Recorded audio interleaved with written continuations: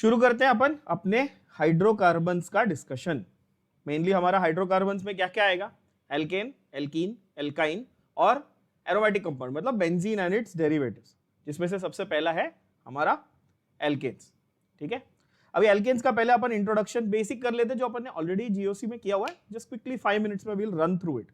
क्या क्या है हाइड्रोकार्बन, जिसमें हाइड्रोजन कार्बन दोनों है वो हाइड्रोकार्बन है। ठीक है, उसके एग्जाम्पल, सबसे मेन एग्जाम्पल है एलपीजी, लिक्विफाइड पेट्रोलियम गैस, है ना। CNG, compress natural gas, rickshaw चलती है ना अपनी सीएनजी पे, गाड़ियां भी चलती है। और एलएनजी, लिक्विफाइड नेचुरल गैस, ये शायद कम लोगों ने सुना होगा। एलपीजी सबने सुना है, सीएनजी सबने सुना है, एलएनजी। अच्छा, ये सबका सोर्स क्या है बच्चों? इन सबका एक कॉमन सोर्स क्या है बताना? इन सबका एक कॉमन सोर्स है ऑफ कोर्स आपका क्रूड ऑयल, यानी कि basically petroleum. You know where the word petroleum comes from? So petroleum word comes from the word petros, which means पत्थर basically, है ना, stone और rock. ठीक है, petros means rock and oleum means oil. So rock oil, जैसे अपने यहाँ घासलेट को अपन rock oil बोलते हैं हिंदी में, मतलब इंडिया में अपने यहाँ rock oil बोलते हैं, क्योंकि केरोसिन भी actually one of the products है जो आपके पेट्रोलियम से ऑब्टेन होता है। देखो पेट्रोलियम से ना आप क्या करते हो, मल्टीपल चीजें ऑब्टेन करते हो, राइट फ्रॉम पेट्रोल, जिसको इंडिया में या एशिया में पेट्रोल कहा जाता है, यूएस और यूरोप में गैसोलीन कहा जाता है, एक ही बात है। ठीक है, जैसे we fill gas in the car and we say we fill petrol. Okay, so petrol है, फिर हम लोग जो कुकिंग गैस यूज करते हैं एलपीजी है, जो और भी व्हीकल चलाते हैं सीएनजी पे, वो पता है अपने को। फिर केरोसिन आता है क्रूड फॉर्म, है ना, और उसके टार भी आता है, टार जो अपन डांबर नहीं डालते रोड पे, टार, वो भी एक फॉर्म। तो ये सारे के सारे एक्चुअली पेट्रोलियम के ही डिराइव्ड प्रोडक्ट से आप बोल सकते हो। तो ये सबके सब क्रूड ऑयल से ही आते हैं। ठीक है, तो हाइड्रोकार्बन्स का सबसे मेन यूज हमारे लिए है फॉसिल फ्यूल्स के फॉर्म में। ठीक है ना, also use in the manufacture of polymers like PVC, plastic वगैरह के फॉर्म में यूज होता है। ये छोटे छोटे यूजेस हैं, जेई मेंस में कभी कभार यूजेस पे क्वेश्चन आ जाते हैं। ठीक है, बट मेनली जैसे आप सीईटी लेवल पे भी देखो तो ये बहुत कॉमन क्वेश्चन है, ये सारे ऐसे आ जाते हैं कई बार। ठीक है, डाइज, ड्रग्स, कलर वगैरह मैन्युफैक्चर करने में, ड्रग्स यानी कि मेडिसिन मैन्युफैक्चर करने में, मैंने एक एग्जांपल भी दिया था सैलिसिलिक एसिड फॉर एस्पिरिन, बहुत important one of the MCQs है ये। Okay, then you have classification. How do you classify hydrocarbons? Based on the bonds there are 3 categories. कौन सी 3 कैटेगरीज पढ़ी हुई है हमने ऑलरेडी? एक है सैचुरेटेड, एक है अनसैचुरेटेड और तीसरा है एरोमेटिक। सैचुरेटेड में हमारे एल्केन्स आ गए, अनसैचुरेटेड में एल्कीन्स, एल्काइंस आ गए, स्ट्रक्चर आप सामने देख सकते हो अपनी स्क्रीन पे। और एरोमेटिक में आ गया बेंजीन और उसके डेरिवेटिव्स, डायरेक्ट है, एनसीईआरटी में भी ऐसा ही दिया हुआ है, कुछ नया नहीं है। ओके, सैचुरेटेड का मतलब कि सारे के सारे सिंगल बॉन्ड वाले कार्बन ही होने चाहिए।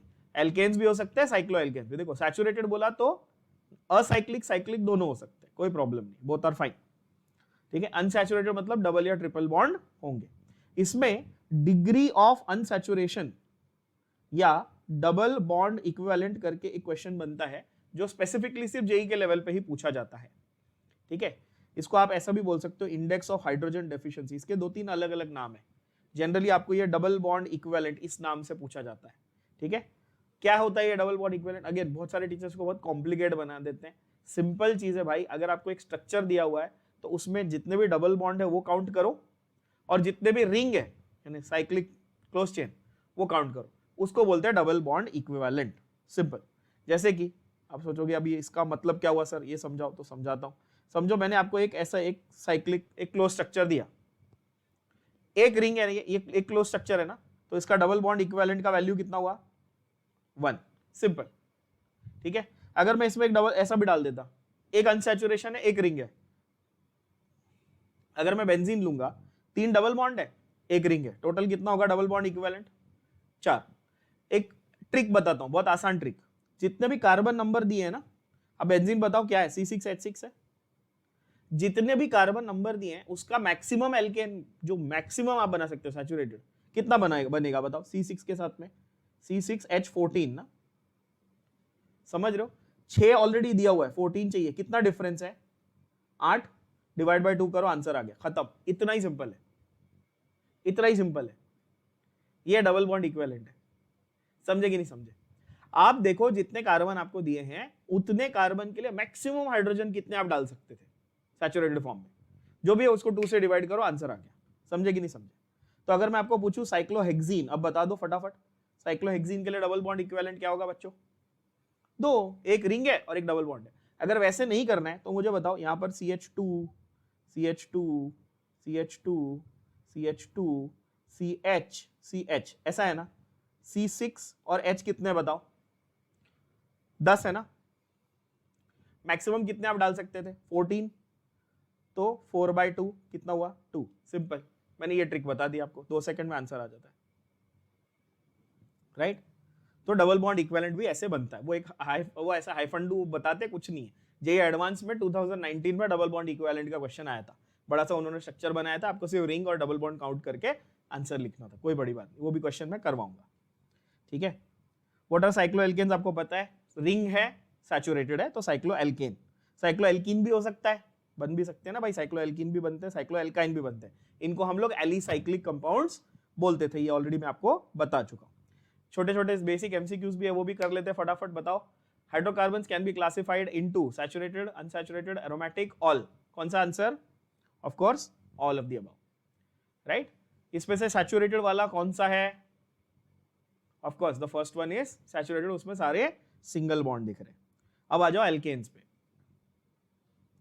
तो एल्केन्स क्या है, they are inert under normal conditions, hence they are also called paraffins. The word paraffins means, para means low or affinity, paraffin low affinity, low reactivity, come reactive होते हैं, कम reactive होते हैं, इसलिए एल्केन्स को क्या कहते हैं हम लोग, पैराफिन्स कहते हैं। तो एल्कीन्स को क्या कहेंगे बच्चों, एल्कीन्स के लिए भी कुछ नाम होना चाहिए, एल्कीन्स के लिए नाम है ओलिफिन्स।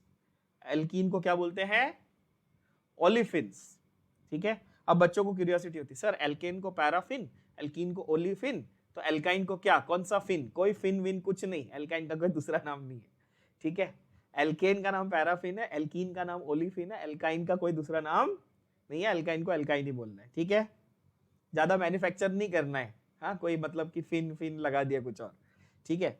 तो लो अफिनिटी है, लेस रिएक्टिव है, सैचुरेटेड है ऑफ कोर्स इसलिए लेस रिएक्टिव, उनको जरूरत ही महसूस नहीं हो रही ना, सारे बॉन्ड कंप्लीट है, ऑक्टेट ऑक्टेट बना के बैठे हुए, तो ज्यादा उनको जरूरत महसूस नहीं हो रही। अच्छा, एक लॉजिक लगाना, अब इसको आप रिएक्शन मैकेनिज्म से कोरिलेट करो जरा। मैंने आपको रिएक्शन मैकेनिज्म जीओसी में क्या बोला कि आप चैप्टर वाइज भी कर सकते हो ना। देखो आसान तरीका समझो, आपको पूछेगा अच्छा एल्केन्स की ज्यादातर कैसी टाइप की रिएक्शन होगी, थोड़ा दिमाग लगाना। अगर ये मीथेन है, इसमें हाइड्रोजन ऑलरेडी चारों जगह पे है, तो इसमें कुछ एक्स्ट्रा ऐड तो नहीं कर पाओगे, तो एडिशन रिएक्शन होगा क्या, एडिशन तो नहीं होने वाला, तो सिर्फ क्या होगा, सब्स्टिट्यूशन होगा, सीधी बात है ना। अब सब्स्टिट्यूशन में आपके पास दो ही ऑप्शन है, न्यूक्लियोफिलिक सब्स्टिट्यूशन या फिर इलेक्ट्रोफिलिक सब्स्टिट्यूशन, बस। कौन सा रॉकेट साइंस है, समझ रहे हो, वो कौन सा प्रेफरेंस दिखाएगा आपको, न्यूक्लियोफिलिक का ज्यादा प्रेफरेंस दिखाएगा। अगर एरोमेटिक रिंग होती तो वो इलेक्ट्रोफिलिक की प्रेफरेंस दिखाती, और अगर ओपन चेन कंपाउंड असाइक्लिक है या नॉर्मल एल्केन वगैरह है, एल्काइल ग्रुप है, तो वो न्यूक्लियोफिलिक का प्रेफरेंस आपको दिखाएगा। इसका रीजनिंग मैं आपको एरोमेटिक में और डिटेल में सिखाऊंगा।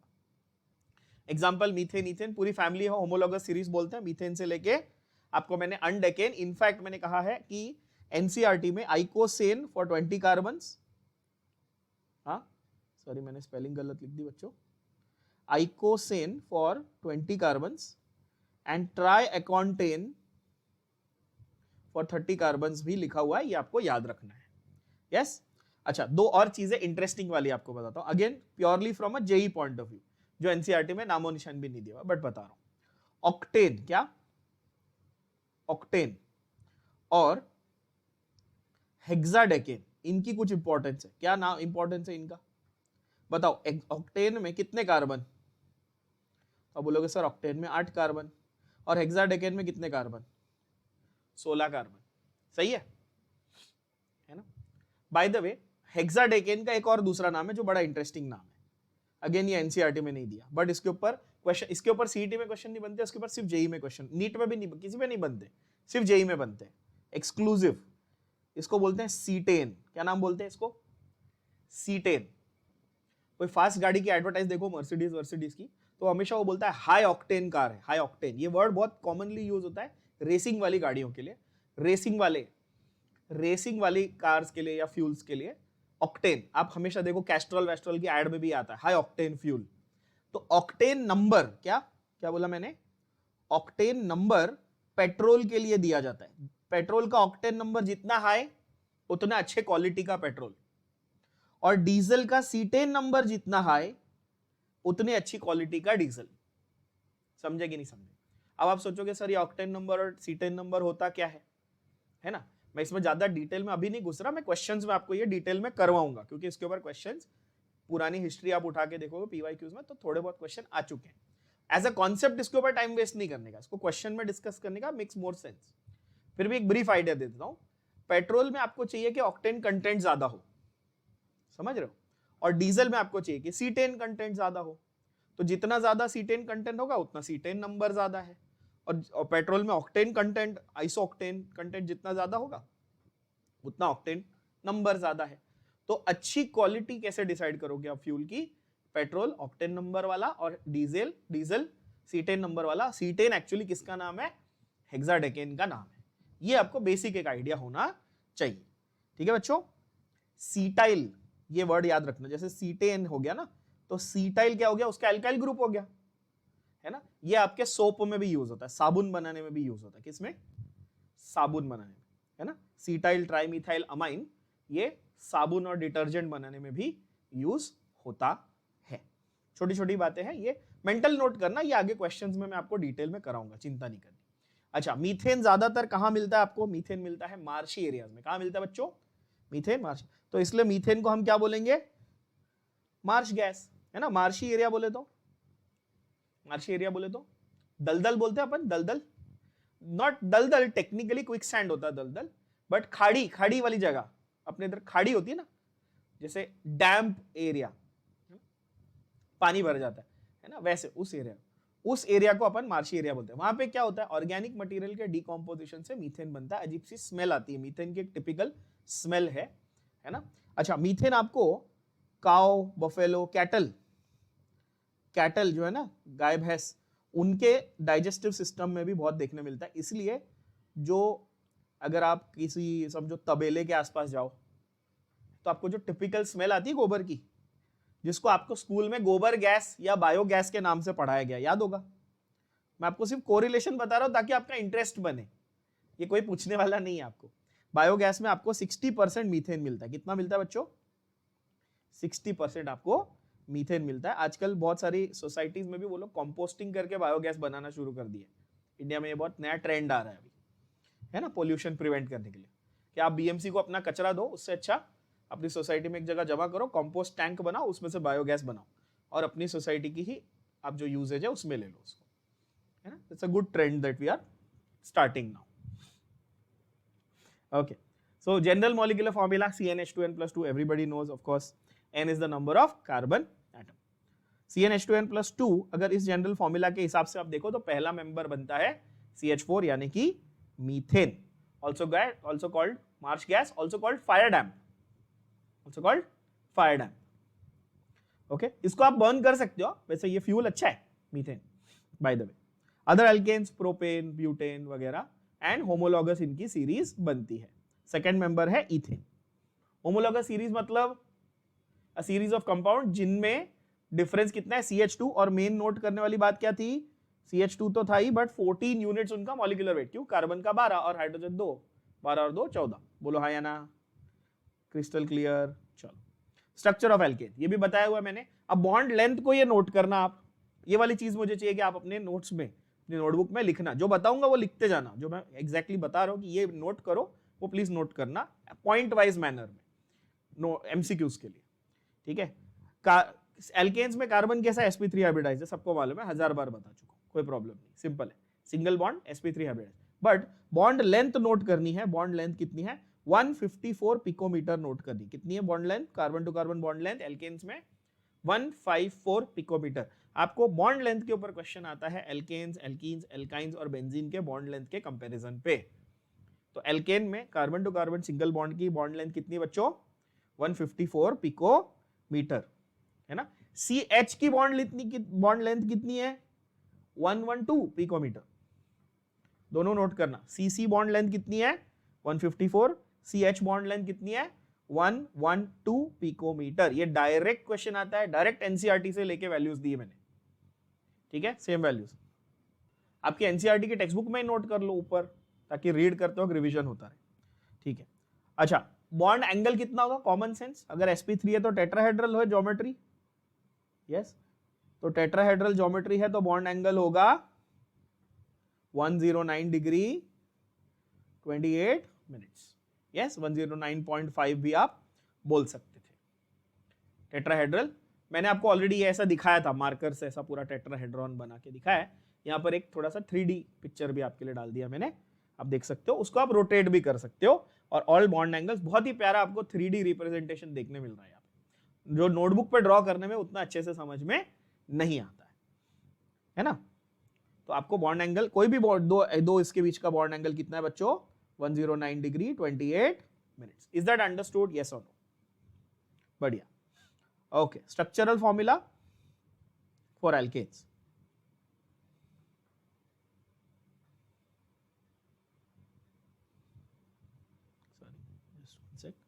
हाँ, और कंडेंस फॉर्मूला। अब मैंने आपको कंडेंस्ड और मॉलिक्यूलर और स्ट्रक्चरल ये सब बताया, bond line, bond dash formula, dot and cross formula, सारे बताए हुए है ना। इसके अलग अलग टाइप के फॉर्मूले बनते हैं, ध्यान से देखो। तो स्ट्रक्चरल फॉर्मूला देखो, अगर मेरे पास समझो मुझे C4H10 आपको दिखाना है, ब्यूटेन है, ठीक है, मैं ब्लैक कलर से लिखता हूँ, ब्यूटेन आपको दिखाना है मुझे, ठीक है, C4H10, तो मैं मॉलिक्यूलर फॉर्मूला तो चलो C4H10 ही है, वो तो ठीक है, और साथ ही साथ अगर मैं उसका बॉन्ड लाइन फॉर्मूला बनाऊं तो I will make it like this, है ना। And I have also taught you कि आपको 1 2 3 एंड 4 यानी कि 4 कॉर्नर पे 4 चीजें आपको लगानी है बॉन्ड लाइन फॉर्मूला में, यस, इस तरह से। फिर आपका कंडेंस फॉर्मूला कैसा रहेगा, तो कंडेंस फॉर्मूला जो है वो इस तरह का दिखेगा, CH3 CH2 2 बार आएगा और फिर CH3। मैंने बताया था ये आप कितने भी नंबर ऑफ कार्बन तक आप लिख सकते हो कंडेंस फॉर्मूला, कोई प्रॉब्लम नहीं, क्योंकि बीच में आपके CH2 ही आने वाले हैं। डॉट एंड क्रॉस का भी बहुत आसान तरीका था, कार्बन के बाहर के 4 इलेक्ट्रॉन आप डॉट के फॉर्म में लिखो, हाइड्रोजन का आप क्रॉस लिखो। मैंने ये भी बताया था कि पहले हम डॉट एंड क्रॉस यूज करते थे, अब क्रॉस यूज नहीं करते, अभी हम लोग सिर्फ लुईस डॉट ऐसा बोलते हैं, लुईस डॉट स्ट्रक्चर। तो अब कोई क्रॉस जनरली यूज नहीं करता, अब उसको हम लोग डॉट फॉर्मूला ही बोलते हैं। अब और डिटेल में जाएंगे एल्केन्स पे। स्ट्रेट चेन और ब्रांच चेन, ये दो टाइप के एल्केन हो सकते हैं, है ना, या तो अनब्रांच्ड होंगे या तो ब्रांच्ड होंगे। अगर अनब्रांच है तो उसको आप कॉमन नॉमेनक्लेचर में क्या प्रीफिक्स यूज करते हो, एन, और अगर ब्रांच्ड है तो आपको ध्यान से देखना है कि अच्छा वो आइसो हो सकता है या तो हो सकता है नियो। सेक और टर्ट की हम बात ही नहीं करेंगे एल्केन्स में, पूछो क्यों, क्योंकि सेक और टर्ट में तो ये डिफाइन किया मैंने कि फंक्शनल ग्रुप जिस कार्बन पे लगा हुआ है वो सेकेंडरी या टर्शरी, ऐसा बोला है। सेक मतलब functional group on secondary carbon, और टर्ट मतलब भी functional group on tertiary carbon, है ना। एल्केन का मतलब ही एल्केन है, कोई फंक्शनल ग्रुप तो है ही नहीं ना, तो इसलिए सेक और टर्ट नहीं आएगा। एल्केन में क्या आएगा, एन आ सकता है, आइसो आ सकता है, नियो आ सकता है। क्या ये बात भेजे में गई, यस। बेसिक एमसीक्यूज की बात कर लेते हैं जरा फटाफट again. General formula of alkanes is, कौन सा वाला है, वहां ABCD, आंसर ऑब्वियसली है option C, CnH2n+2। What is A? This is for alkenes. What is D? This is for alkynes. ठीक है, everybody knows this. Okay, very basic. Then ये straight chain है कि branched है, कि aromatic है, कि none of the above है? Of course ये क्या है, branched है। वैसे इसका नाम क्या होगा बच्चों, इसका नाम होगा 2-methyl butane, है ना। IUPAC नेम क्या होगा, 2-methyl butane। कॉमन नेम क्या होगा, आइसो, और टोटल कितने, पेंटेन, तो आइसो पेंटेन। बस इस तरह से आप कॉमन नेम भी लिख सकते थे। दोनों को हमने ऑलरेडी डिटेल में डिस्कस किया हुआ है। ये वाला सैचुरेटेड है कि अनसैचुरेटेड है, अनसैचुरेटेड। कौन सा वाला है ये, एसिटिलीन, एल्काइन, है ना। कौन सा वाला एल्काइन है, acetylene. Common name acetylene, IUPAC name ethyne, IUPAC name ethyne. कितने कार्बन है, देखो 2 कार्बन है ना, इथाइन, इजी। चलो अगला देखें, क्लासिफिकेशन। हम लोग एल्केन के अंदर के कार्बन को कैसे पहचानते हैं, primary, secondary, tertiary, quaternary, already detail में इसको डिस्कस पहले भी कर चुके हैं। प्राइमरी वाला अटैच टू 1 कार्बन, सेकेंडरी वाला अटैच टू 2 कार्बन्स, टर्शियरी वाला अटैच टू 3 कार्बन्स, और क्वाटरनरी वाला अटैच टू 4 कार्बन एटम्स। तो पता ही हमको, हम इसको, मैंने आपको डिग्री बोला था, इसको क्या बोला था, डिग्री। एग्जाम्पल के साथ, यहाँ पे स्ट्रक्चर के साथ बनाया हुआ है। ये एक स्ट्रक्चर बना है, इसमें तपाक से पहचानो कि कौन सा primary secondary, left to right जाओ और पहचानते जाओ कि कौन प्राइमरी है, कौन सेकेंडरी है, कौन टर्शियरी, कौन क्वाटरनरी। चलो, पहला वाला प्राइमरी, दूसरा वाला टर्शियरी, ये वाला प्राइमरी, ये वाला सेकेंडरी, सेंटर वाला quaternary, primary, primary, secondary, primary. कैसे पहचाना, कितने कार्बन से जुड़ा हुआ है वो, सिंपल। ठीक है, ऐसा बहुत पॉपुलर टाइप का क्वेश्चन आता है। ठीक है, उसके बाद मैंने टाइम पास बहुत सारा इसमें एनिमेशन डाला हुआ है, वो आप देख लो फटाफट, मैं स्क्रॉल कर लेता हूँ, खुद से सॉल्व करना ज्यादा फास्ट है। अगेन, इसमें से कौन सा वाला ऐसा स्ट्रक्चर है जिसमें सिर्फ प्राइमरी और सेकेंडरी कार्बन है, टर्शियरी है ही नहीं? पहले वाले को देखो, क्या उसमें आपको सेकेंडरी टर्शियरी दिख, पहले वाले में ये टर्शियरी नहीं दिख रहा है, टर्शियरी है तो ये रॉन्ग हो गया। सेकंड वाले में सिर्फ प्राइमरी है, सेकेंडरी है ही नहीं, ये रॉन्ग हो गया। थर्ड वाले में ये प्राइमरी है, ये सेकेंडरी है, ये सेकेंडरी है, ये प्राइमरी है, तो थर्ड वाला मेरा राइट आंसर है। और इसमें तो ये क्वाटरनरी हो गया है ना, तो ऑब्वियसली मेरा करेक्ट आंसर क्या है, option C is my correct answer. Is that clear? So then you have number of carbon bonded to primary carbon. Primary वाले पे कितने कार्बन जुड़े होते हैं बच्चों? 2 1 3 4, ऑफ कोर्स आंसर इज 1, है ना। आईयूपीएसी तो आपको पता ही है, आईयूपीएसी में टाइम पास में मैं नहीं जा रहा हूं। Meth, eth, prop, but, pent, hex, hept, oct, non and dec. rules also we are just breezing through, you can just go through the slides फटाफट। rules also we have discussed in detail। इसका IUPAC क्या होगा फटाफट बताइए सब बच्चे, कितना आएगा? 1 2 3 4 5 6, 6 कार्बन एटम है, सेकंड पे मिथाइल है और थर्ड पे इथाइल है। पहले इथाइल लिखूंगा कि पहले मिथाइल लिखूंगा? पहले इथाइल लिखेंगे, तो 3 इथाइल 2 मिथाइल हेक्सेन, है ना। इस तरह से आपका इसका नाम बन जाएगा। अगेन मैंने यहाँ पर सॉल्व करके दिखाया हुआ है, लॉन्गेस्ट चेन हेक्सेन है, 3 इथाइल 2 मिथाइल हेक्सेन। ठीक है, you are very well versed with this. Again यहाँ पर क्या होगा, 5 कार्बन की चेन है, कितने मिथाइल ग्रुप दिख रहे हैं? 3। कहां पे है? 2 पे और 4 पे, तो 2 2 4 ट्राइमिथाइल पेंटेन। बहुत ही अच्छे से आपको समझ में आएगा। बताओ इसका आंसर जल्दी जल्दी। 2 methyl butane, answer is option A. अभी कॉन्फॉर्मर्स पे आते हैं। हमने आइसोमर में बहुत कुछ कवर किया, सब कॉन्फॉर्मर्स थोड़ा सा और डिटेल में। एल्केन्स में आपको कॉन्फॉर्मर्स डिटेल में पढ़ना होता है। क्यों? थोड़ी सी पहले बेसिक इसकी जरा कॉन्सेप्ट के ऊपर फोकस करो। देखो, मैंने आपको यह बताया था बच्चा लोग कि ज्योमेट्रिक आइसोमर जब हम लोग पढ़ रहे थे, कौन से में आता है वैसे ज्योमेट्रिक आइसोमर? स्टीरियो के अंडर आता है ना, है ना, स्टीरियो के अंडर आता है ज्योमेट्रिक, और उसमें सिस्ट्रांस आता है। बट मैंने उसकी एक कंडीशन बताई थी, याद है? कंडीशन क्या होनी चाहिए? एल्कीन्स होने चाहिए, carbon to carbon double bond, और वो भी नॉन टर्मिनल होने चाहिए। अगर टर्मिनल है तो सब्स्टिट्यूटेड वैसे होने चाहिए कि अलग अलग ग्रुप सब्स्टिट्यूटेड हो, तब जाके आपको ज्योमेट्रिक आइसोमर दिखेगा। अगर सेम ग्रुप सब्स्टिट्यूटेड है या दोनों हाइड्रोजन ही है तो फिर तो फायदा ही नहीं है, ज्योमेट्रिकल आइसोमर दिखता ही नहीं टर्मिनल, बराबर है। ये मैंने काफी डिटेल में आपको सिखाया था। इनफैक्ट हमने ई और जेड की भी बात की थी, है ना। अब जैसे कि आप कॉन्फॉर्मर्स में आ जाओ, किसमें आ जाओ? कॉन्फॉर्मर्स, जिसको हम लोग दूसरा नाम बोलेंगे रोटामर्स। क्या बोलेंगे दूसरा नाम? रोटामर्स भी कहेंगे। तो कॉन्फॉर्मर्स या रोटामर्स आपके लिए यहां पर कंडीशन है carbon to carbon single bond. क्या है condition? Carbon to carbon single bond. मतलब मैं ऐसे सिंपल भाषा में अगर आपको ये चीज लेमैन के टर्म्स में बोलूं तो ऐसा कह दूं कि ज्योमेट्रिकल आपको एल्कीन्स में दिखेगा और कॉन्फॉर्मर्स आपको एल्केन्स में दिखेगा। तो क्या ये गलत होगा कि सही होगा? सही बात है ना। बस इतना आपको सिंपल चीज ध्यान में रख लेना है।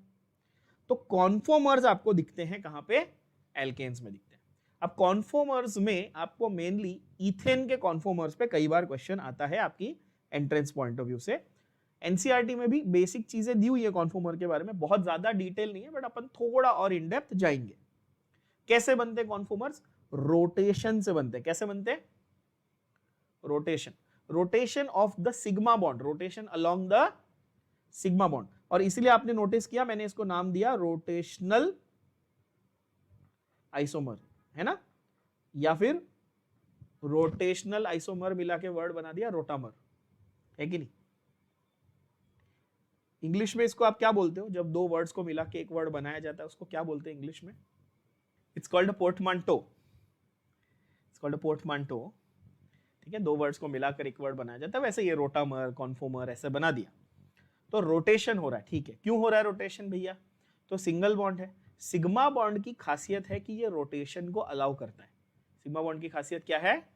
कि ये रोटेशन को अलाउ करता है। देखो सिग्मा बॉन्ड ऐसे बनता है, हॉरिजॉन्टल ओवरलैप।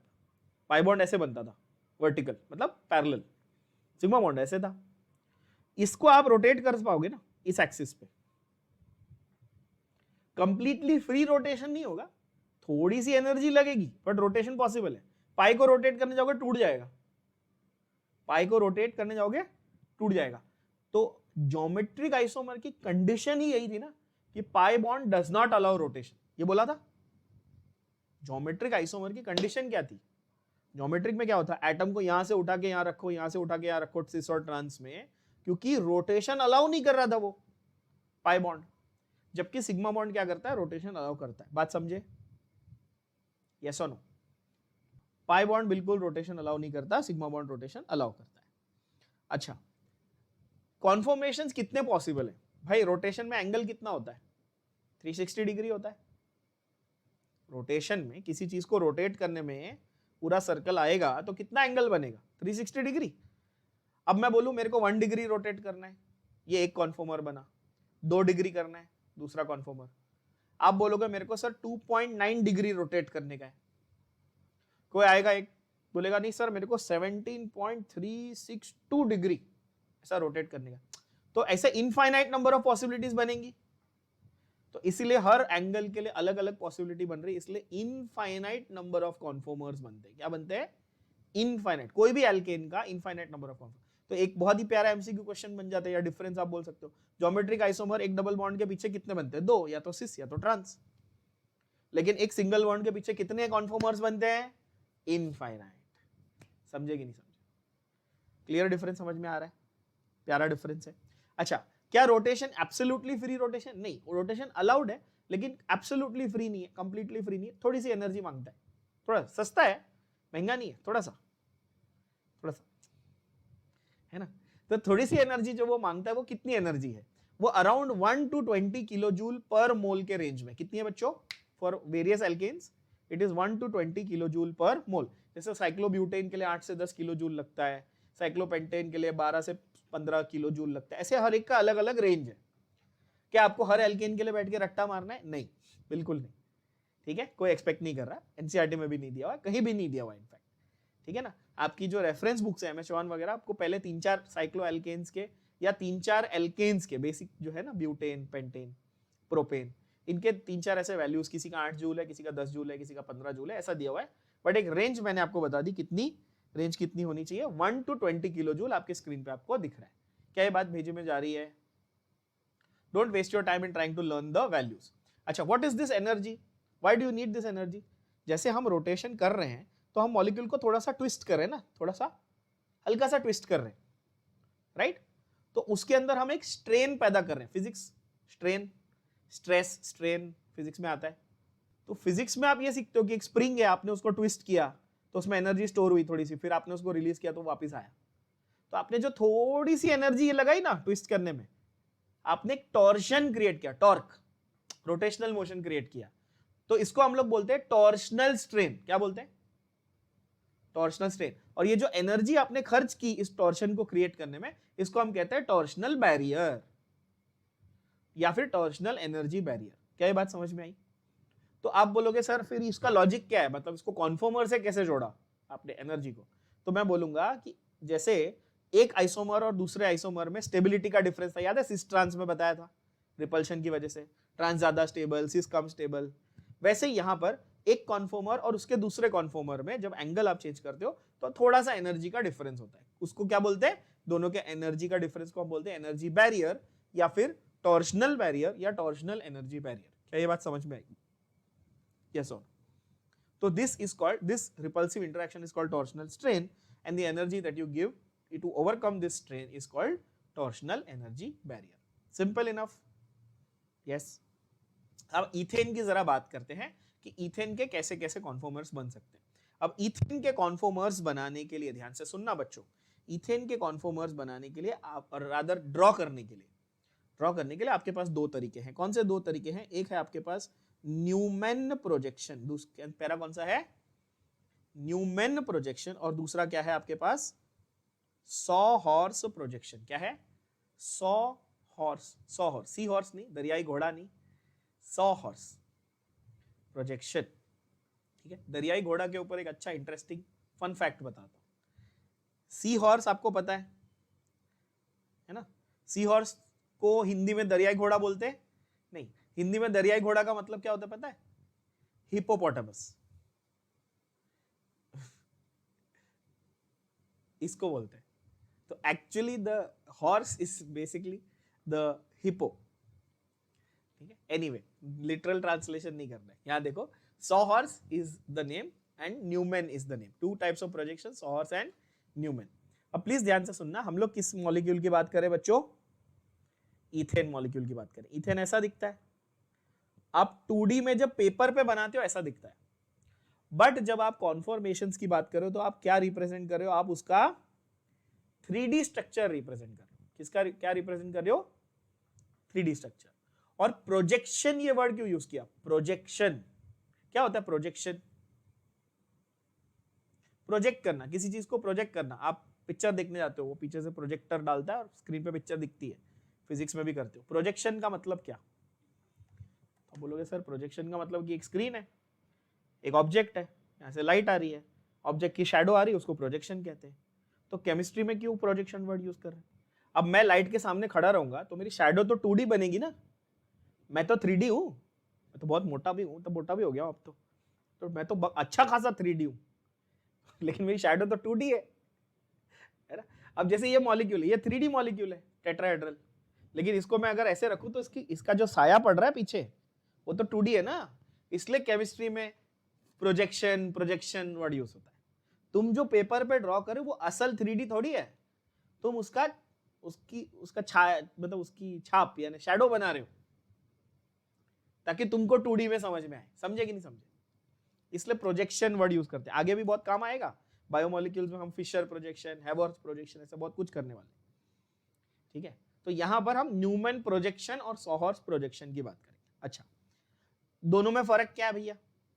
तो फर्क ये है कि न्यूमैन प्रोजेक्शन आप तब बोलेंगे जब आप मॉलिक्यूल को सामने से देख रहे हैं। कैसे देख रहे हैं? सामने से। उसको हम कहते हैं फ्रंट ऑन व्यू या हेड ऑन व्यू। क्या कहते हैं? फ्रंट ऑन व्यू या फिर हेड ऑन व्यू। यहाँ पे I think so in one of the slides I have mentioned Newman and, हाँ, तो ये जो आप देख रहे हो पहला जो कॉन्फॉर्मेशंस है, ये कौन से कॉन्फॉर्मेशंस की बात हो रही है? यहाँ पे मैंने हेडिंग नहीं डाला, बट यहाँ पर किसकी बात हो रही है? ये न्यूमैन कॉन्फॉर्मेशंस की बात हो रही है, न्यूमैन प्रोजेक्शन की बात हो रही है, जहां पर हम कैसे देख रहे हैं बच्चों? फ्रंट ऑन, या आप बोल सकते हो हेड ऑन व्यू। कैसे देख रहे हो? फ्रंट ऑन या head on view. Clear? Okay, इसमें करना क्या है? एक कार्बन को स्टेशनरी रखना है, दूसरे को आपको रोटेट करना है। एक को स्टेशनरी और दूसरे को कुछ तो गड़बड़ है दया वाला मोशन करना है ना, एसीपी प्रद्युमन वाला। वो भी दिखाता हूं कैसा दिखेगा। ये तुम्हारा मिथाइल ग्रुप है, ये मेरा कार्बन है, उस पे 1 2 3 मिथाइल ग्रुप लगे। ये मेरा दूसरा कार्बन है, इस पे भी 3 मिथाइल ग्रुप लगे हुए हैं।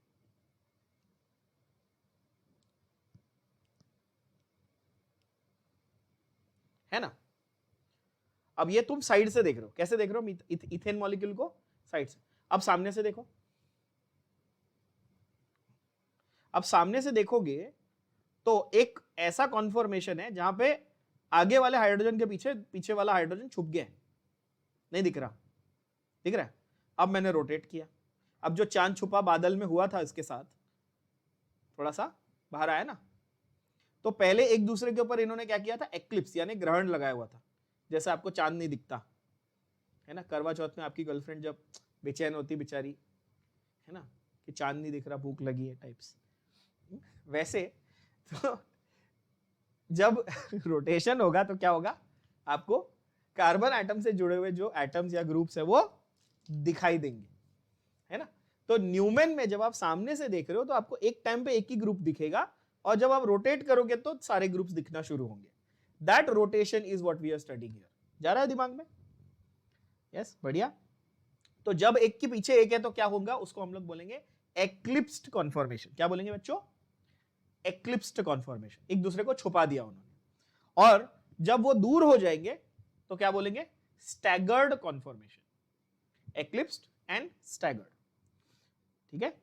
तो एक्लिप्स्ड एंड स्टैगर्ड को हम लोग न्यूमेन और सोहर्स दोनों में बता सकते हैं। सामने से देखा तो न्यूमेन, साइड से देखा तो सोहर्स। सामने से देखा तो न्यूमेन, साइड से देखा तो सोहर्स। कैसे याद रखेंगे, यहां देख लो, आपको एक बहुत ही बढ़िया तरीका, एक ट्रिक बता देता हूं, कभी गलती नहीं होगी, नहीं तो कंफ्यूज हो जाते हैं बच्चे। आप कॉन्फॉर्मर्स की बात कर लो, न्यूमेन की बात करो और सोहर्स की बात करो, है ना। न्यूमेन सामने से देखो, है ना। सामने को इंग्लिश में लिखूं, कैसे लिखेंगे इंग्लिश में? SAMNE, सामने, सामने न्यूमेन, NENE। और साइड से सोहर्स। समझे कि नहीं समझे? इजी, ऐसे याद रखो, भूलोगे नहीं। ओके, सामने से न्यूमेन, साइड से सोहर्स। तो आप न्यूमेन जब देख रहे हो तो आप उसमें भी एक्लिप्स स्टैगर्ड बना सकते हो, सोहर्स देख रहे हो तो भी एक्लिप्स स्टैगर्ड बना। तो देखो ये सोहर्स का एक अच्छा रिप्रेजेंटेशन दिया है। अगर मैं ऐसे टेढ़ा करके देखूं तो मुझे इनके कार्बन और कार्बन के बीच का सिग्मा बॉन्ड भी दिखेगा ना, है कि नहीं? बस वही मुझे मेनली फोकस करना है कि मेरे को कार्बन और कार्बन के बीच का अगर सिग्मा बॉन्ड दिखे तो उसको मैं क्या कहूंगा, तो उसको मैं बोलता हूं मॉलिक्यूलर एक्सिस। क्या बोलता हूं? Molecular axis. पहले वाले को मैंने फ्रंट ऑन बोला, हेड ऑन। इसको मैं बोलता हूं साइड ऑन या molecular axis, inter molecular axis या मॉलिक्यूलर एक्सिस बोल सकता हूं। Is that clear? ठीक है। तो इसमें क्या होता है, upper end is tilted towards the right and lower end is tilted towards the left. एक ही बात है, जस्ट रिप्रेजेंटेशन का फर्क है। अब रिप्रेजेंटेशन जरा देखना, मैं आपको दिखाता हूं। ये देखो, रिप्रेजेंटेशन आपको यहां पर आपके स्क्रीन पे दिखेगी। फ्रंट कार्बन जो है, जो कार्बन आगे है वो नीचे बनाओ, जो पीछे वाला है उसको ऊपर बनाओ। देखो पहले जो ये मैंने नीचे बनाया, ये वाला कौन सा है? ये फ्रंट कार्बन है। और पीछे वाला कैसा है? रियर कार्बन है। पीछे वाला कार्बन, है ना, ऊपर बना है, फ्रंट एंड बैक। उसके बाद क्या करना है, दोनों की अब हाइड्रोजन एटम्स की बॉन्ड्स दिखा दो।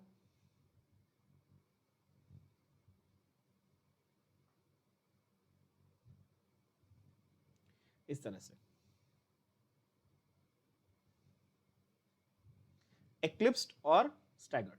अभी एक्लिप्स्ड में अगर आप ध्यान से देखेंगे तो आपको एक चीज थोड़ा इसमें ऑब्जर्वेशन लगेगा बच्चों। इसमें ये देखना है कि ये हाइड्रोजन और ये हाइड्रोजन ऐसे पैरेलल है ऑलमोस्ट, है ना। और यहां पर देखो इसका एक्सिस जो है और इसका एक्सिस जो है कंप्लीटली अलग है, तो ये स्टैगर्ड हो गए, है ना। इस तरह से अगेन ये 3 डायमेंशनल इसको रिप्रेजेंट कर रहा है। ओके। और न्यूमेन में क्या था, हेड ऑन मैंने बताया। न्यूमेन को प्रोजेक्ट कैसे करेंगे वो भी बता देता हूं। सॉरी, थोड़ा जूम हो गया ना, एक मिनट। हाँ, ओके। जो नजदीक है उसको पॉइंट डॉट बनाओ, जो पीछे उसको सर्कल बनाओ। जो नजदीक है उसको कैसे बनाओगे,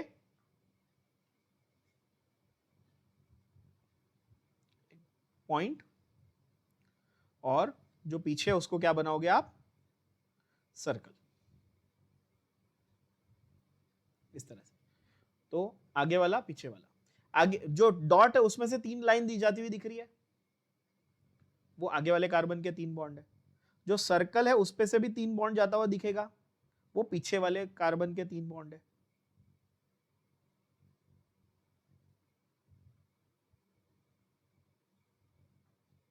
तो सर्कल पे से भी आपको मैं 3 बॉन्ड बना के दिखा देता हूं, जैसे कि ये। तो आपको जब सारे दिख रहे हैं तो ये एक्लिप्स्ड है कि स्टैगर्ड है? ऑफ कोर्स स्टैगर्ड है। और अगर नहीं दिखते सबके सब तो क्या होता, एक्लिप्स होता।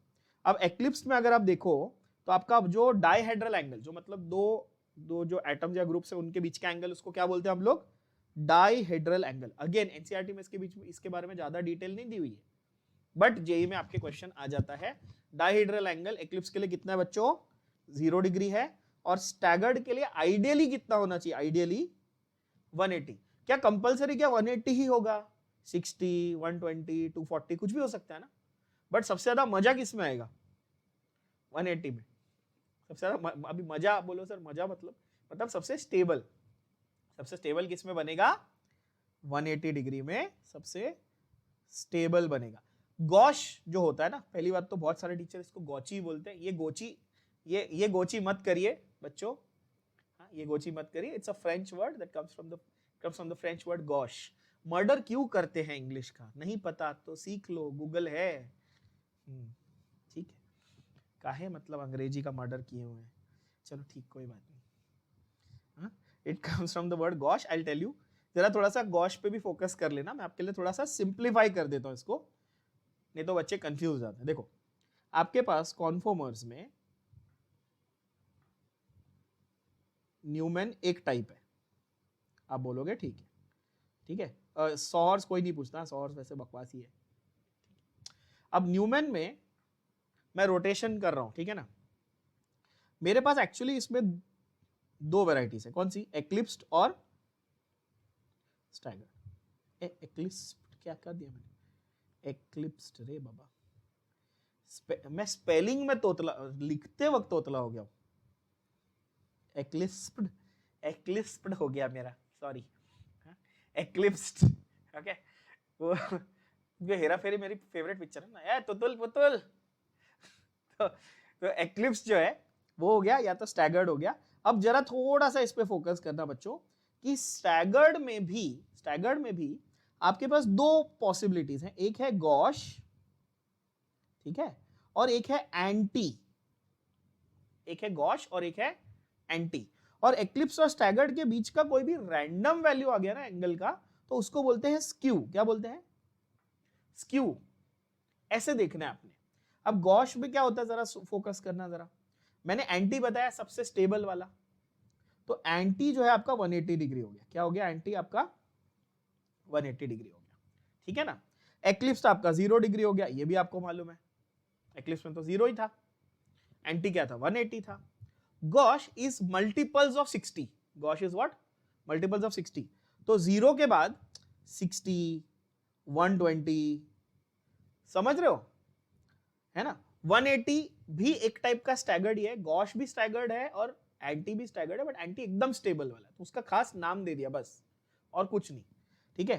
240 भी गॉश होगा, तो इसको आप गॉश 1, गॉश 2, गॉश 3 ऐसा बोलते हो। बात समझ में आई? गॉची नहीं बोलने का, ठीक है। अब स्क्यू बोले तो क्या? 60 के मल्टीपल में नहीं, रैंडम नंबर। 17 डिग्री एंगल है तो स्क्यू, 29 डिग्री एंगल है तो स्क्यू, 64 डिग्री एंगल है क्यू, स्क्यू। समझे? रैंडम वैल्यूज है, इनफाइनाइट वाला जो बीच में, वो स्क्यू। 60 का मल्टीपल्स है gosh, 180 specifically anti, 0 specifically eclipse. अच्छा, घूम के 360 पे आ गया तो क्या बोलेंगे? वापिस एक्लिप्स ही बोलेंगे ना यार, सवाल ही नहीं। समझे कि नहीं समझे? इजी हो गया, अभी ये चार्ट समझ में आ गया। अच्छा, तो आपके पास न्यूमैन का स्टैगर्ड भी आ गया, देख लो, है ना, एक्लिप्स में। और रिमेनिंग को हम लोग स्क्यू कहते हैं। स्क्यू और गॉश मतलब कि समझे आप, मेन कौन है? एक्लिप्स और स्टैगर्ड है। या आप बोल सकते हो एक्लिप्स 0 और एंटी 180, और anything in between is skew. Skew और गॉश में फर्क क्या था? Skew is random number, gauche is multiples of 60। समझा? बढ़िया। Make a note, apart from eclipse and staggered the remaining are called skew. Already मैंने बता दिया। कन्फर्मेशन सबसे स्टेबल कौन सा वाला? इसके ऊपर बहुत क्वेश्चन आते हैं एंट्रेंस एग्जाम में। स्टैगर्ड, स्क्यू और एक्लिप्स। एक्लिप्स वाला सबसे कम स्टेबल, ऑब्वियसली सबसे नजदीक है ग्रुप, एक दूसरे को रिपल्शन करेंगे। स्टैगर्ड, अच्छा स्टैगर्ड में भी स्पेसिफिकली कौन सबसे स्टेबल होगा? अगर ऑप्शन में एंटी दिया है तो वो आपका आंसर है, अगर एंटी नहीं दिया तो स्टैगर्ड को मार्क करेंगे। समझे? ठीक है, ओके। एक्लिप्स में bonds are close, more repulsion. Staggered में less, so that's why maximum distance, so less repulsion. चलो थोड़ा एमसीक्यूज भी बात कर लेते हैं इसके ऊपर। कौन से कॉन्फॉर्मेशन एल्केन के लिए पॉसिबल हैं? Obviously answer is infinite. Stability order क्या है? Staggered, skew and eclipse. That is option B is your correct answer. अब आते हैं हम लोग सीधा प्रेपरेशन ऑफ एल्केन्स. अब एल्केन्स की हमने बेसिक प्रॉपर्टीज बहुत सारी बात कर ली. So preparation of alkanes. चलो, सबसे पहला है हमारा अनसैचुरेटेड हाइड्रोकार्बन. अच्छा, एनसीईआरटी के सारे रिएक्शन इसमें इंक्लूड किए हुए हैं.